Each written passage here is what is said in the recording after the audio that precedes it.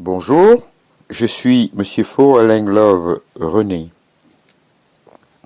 concepteur, développeur informatique, développeur logiciel, ancien étudiant de la faculté de droit et de sciences économiques de l'Université d'Orléans. Aujourd'hui, dans le cadre du cours d'économie, nous allons voir les réservoirs de la pensée économique. À côté des universités, des clubs de réflexion, think tanks ou des fondations de toute espèce alimentent une recherche rarement gratuite, plus souvent canalisée dans des engagements partisans. Citons quelques exemples. La Société du Mont Pèlerin est une association des chercheurs chargés de la défense du dogme libéral, créée en 1947. Elle a été présidée successivement par von Hayek, Friedman et Buchanan. Le prestige de ses membres en fait une référence incontournable. La Rand Corporation est un organisme lié à sa fondation en pleine guerre froide au ministère de la Défense. Les militaires ont trouvé dans les modèles mathématiques des économistes des outils sophistiqués utilisables dans les conflits, la négociation et les échanges de renseignements.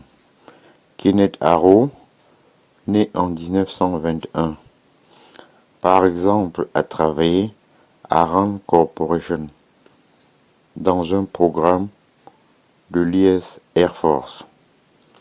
L'American Enterprise Institute et la Heritage Foundation sont deux autres think tanks incontournables, connus pour leur engagement néoconservateur.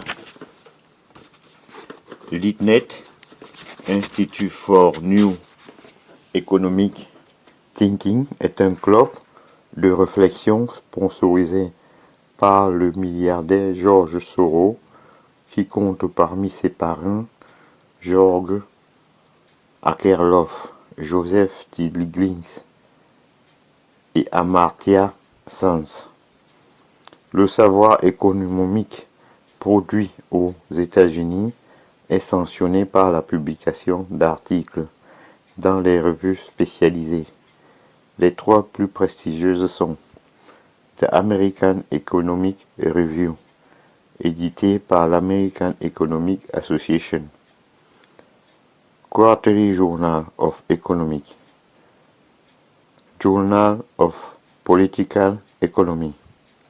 En dehors des États-Unis, seule l'Angleterre brille encore avec les universités d'Oxford et Cambridge.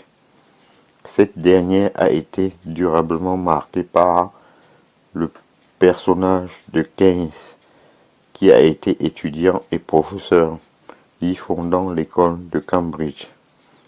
En France, s'est constitué un groupe au nom évocateur, les économistes atterrés, qui dénoncent le rôle joué par la science économique dominante dans les malheurs du monde en ce début du XXIe siècle. Je vous en remercie. Bonjour,